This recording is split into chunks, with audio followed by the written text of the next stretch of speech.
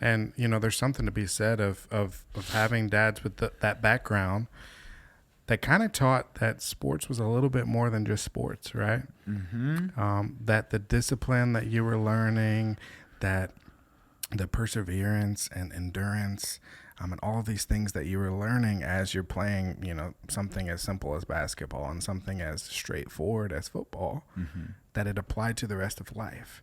And so even at this point, all these years later, 15, 20 years later, after experiencing these things, Right. we're still applying those nuggets that we learned through all of those practices and those games and those tough conversations, where your dad was grabbing you by the face mask and laying into you, If you guys are playing sports these days and lifting weights and stuff like that, just know that there was a gritty grind when we were growing up. And then the people who pioneered, like our fathers,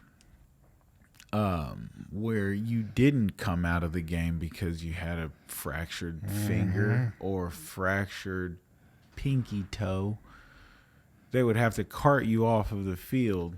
And now I feel like athletics has done so much different in accommodating more kids that may not have that gritty and grinding me attitude, but there's still place for kids in athletics. Oh yeah, it's a completely different world Uh-huh. now than it was. And to some degree there's the idea that a kid may be healthier now than when we were growing up because they're not pushing through some of that stuff. But I think a lot about the mental side of having to as a 12-year-old having to push through some aches and pains and some owies versus like just complaining to your parents and you're gonna sit out the rest of the season because you got a bruise on your arm or whatever, and it's like pushing through some of that stuff as a young person prepared me especially to push through some things as an adult that maybe I wouldn't have had the skills to do otherwise.